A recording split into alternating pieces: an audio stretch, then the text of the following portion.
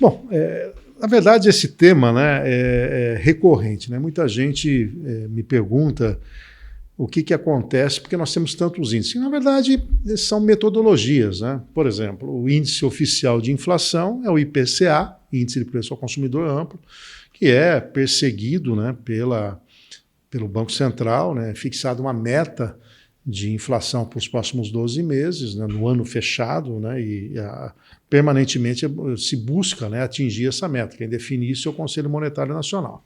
Mas a Fundação Getúlio Vargas, por exemplo, ela criou um índice na década de 1940 em que ele traz uma estrutura diferente de olhar os preços.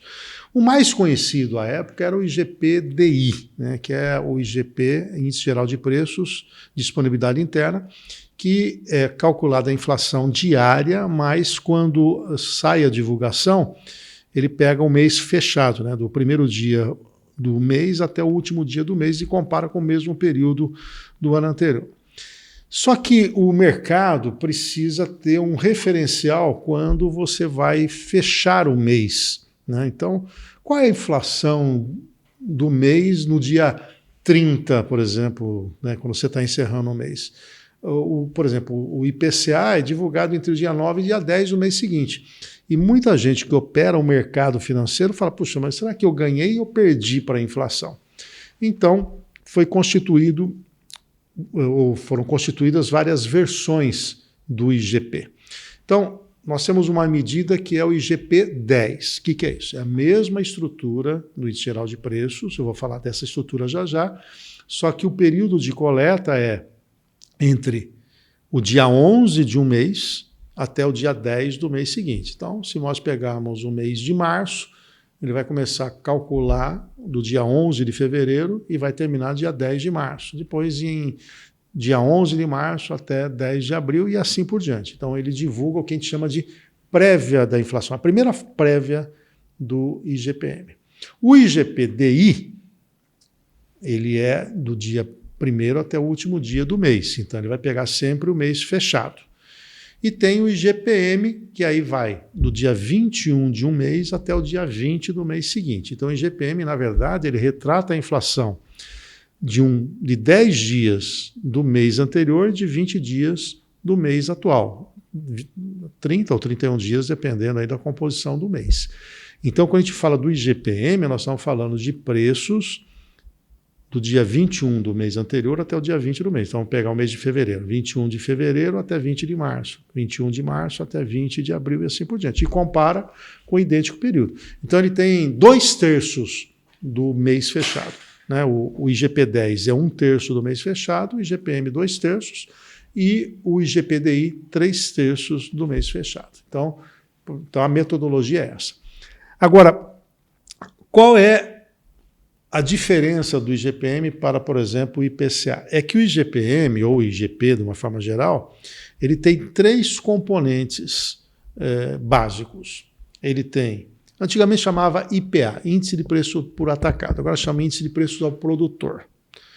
Esse índice é o índice que tem 60% de preço, de peso, então o IPP, ele tem 60% de peso na composição do IGP. E ele leva em conta as variações dos preços agrícolas e industriais no setor atacadista. Então, por isso que é preço ao atacado ou preço ao produtor. Então, 60% do IGPM é o IPP. Então, preços no atacado agrícolas e industriais pesa 60% do índice. Depois, ele tem outro componente, que é o IPC, que é Índice de Preço ao Consumidor. Esse que nós sentimos no bolso no dia a dia. Aqui, nesse caso, é um recorte de famílias que ganham de 1 a 33 salários mínimos. Ele coloca uma cesta de produtos que essas famílias consomem e vai pesquisando o preço diariamente. Neste caso, o IPC tem o peso de 30% no IGP, tanto no IGP-10, como no IGPM, como no IGP-DI. Então, vamos lá. O IPP, que é Índice de Preços ao Produtor, 60%. IPC, 30%. Faltam 10%. Quem que é? Índice Nacional da Construção Civil. Então, 10% vem dos preços de insumos da construção civil mais a mão de obra. Então, quando você tem a divulgação do IGPM, que é o queridinho dos proprietários de imóveis, ele tem um componente muito forte nesse preço no atacado. E aí que vem a grande questão, né? Então, se você tem aí reajuste da tarifa de energia no atacado, se você tem reajuste de valor de commodities, você tem, por exemplo, uma alta na cotação do dólar, né? Nós sabemos que vários preços no atacado seguem, de alguma forma, a lógica do dólar. Ou então, se nós importamos muitos produtos, olha só, ele tem 60% de peso. Então, se o dólar está a 5,20 e num período foi para 5,50 e alguns produtos têm cotação em dólar, com fertilizantes, outros, a hora que você vai apurar o IGP, ele dá uma elevada. Durante a pandemia, nós tivemos IGPs mais do preço lá em cima, né? Combustível, né? O petróleo, de uma forma geral, insumos agrícolas, etc., commodities, tudo isso pesou. Nós tivemos a ter reajuste de aluguel que poderia ter um reajuste de 34% no período, quando a inflação não passava de 6%, 7%. Né? Então, era uma diferença muito grande. E por que o dono do imóvel prefere o IGPM? Exatamente por esse histórico dele ser mais robusto. E mais que isso também, ou tão importante quanto isso, era já um índice que dá para aplicar no dia 1º, né? Porque como o IGPM é calculado até o dia 20 e a Fundação Getúlio Vargas já divulga dentro do mês, quando chega no dia 1º, o aluguel vencendo no dia 1º já tinha a aplicação do reajuste. Claro que para quem deve, né, para o trabalhador, o IGPM não é um bom negócio, porque o salário não é reajustado pelo IGPM. Né? As categorias usam o INPC, Índice Nacional do Preço ao Consumidor, que é calculado pelo IBGE. Então, é um princípio em finanças assim, se você não tem uma renda no indexador, evite uma dívida nesse indexador. Ah, mas outro dia o IGPM deu negativo, não é bom? Sim, naquele período. Mas historicamente não é a realidade do IGPM. Historicamente, o Índice Geral de Preços do Mercado, ele acaba sendo acima da inflação, e mesmo que seja dentro do parâmetro da inflação, ele não é do domínio do trabalhador. Talvez o empresário que tenha lá o seu negócio e consiga, por exemplo, reajustar o preço do teu produto pelo IGP, qualquer que seja, o DI, por exemplo, esse pode ter um aluguel lastreado em IGPM. Muitas aplicações financeiras rendem IGPM, aí pode ser um bom negócio, né? Óbvio que você tem que ficar de olho nesse comportamento da economia como um todo e o nervosismo do mercado, né? O caso do dólar, por exemplo, para ele impactar nesses 60% no preços aí no atacado, ele precisa ter uma evolução. E quando que o dólar sobe? Quando internacionalmente ele tem uma valorização, né? Então, mesmo que você não tenha nada internamente, se o dólar se valorizou no resto do mundo, vai acabar valorizando aqui. Quando tem incerteza, né?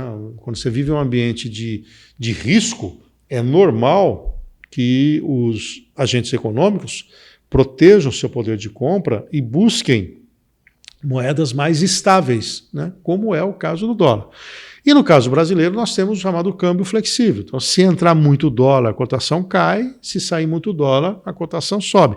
Então, vejam, né? Você tem uma dívida, quer de um financiamento, quer de um aluguel, em que este indexador, que sofre uma influência, não nos 60%, mas quase em 60% do dólar, é óbvio que você tem que, de alguma maneira, fugir dele.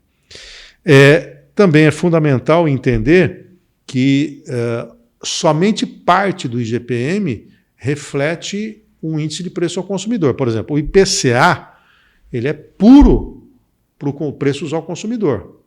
Ele pega famílias que ganham de 1 a 40 salários mínimos, e ele pega o preços ao consumidor. Nesse caso, é só o IPC que tem essa mesma metodologia. Não obstante, trabalhar em menos estados e de um recorte de 1 a 33 salários mínimos.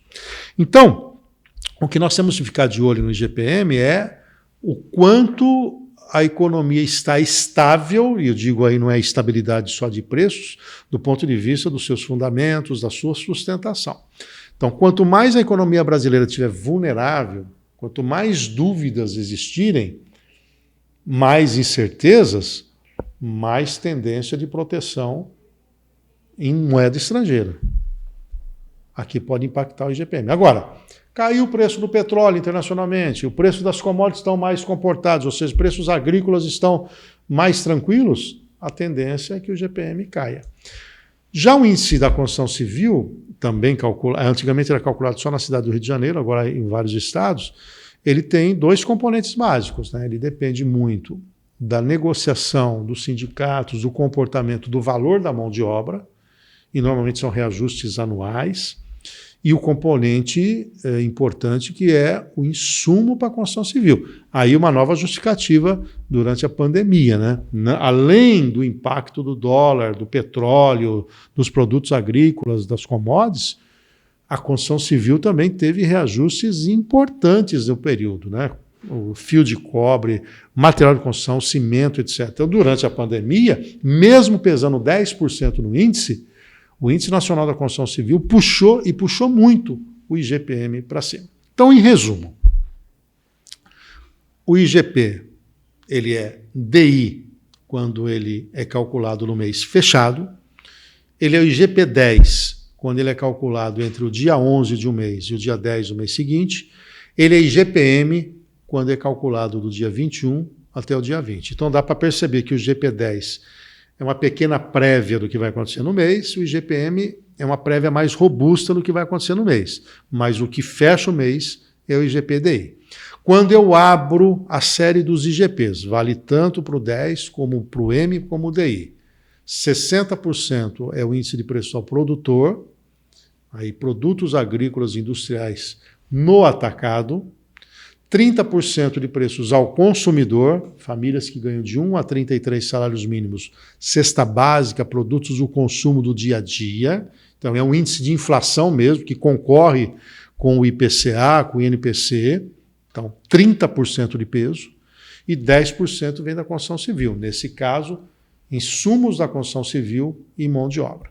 Então toda vez que você tiver uma elevação no dólar, pode ser que ele impacte tanto o IGP quanto o preço ao atacado, como a construção civil. Toda vez que você tiver pressão nos preços por consumidor, vai impactar em 30% o IPC. Conselho: se você não tem a sua renda atrelado ao IGP, qualquer que seja a série, se possível, evite esse indexador para os seus financiamentos, empréstimos, inclusive o próprio aluguel. Por falar aluguel, a Fundação Getúlio Vargas tem um índice que retrata só a variação do preço dos aluguéis. É claro que na cidade de São Paulo isso serve como parâmetro, quer dizer, ele está mais ligado aí sim ao setor.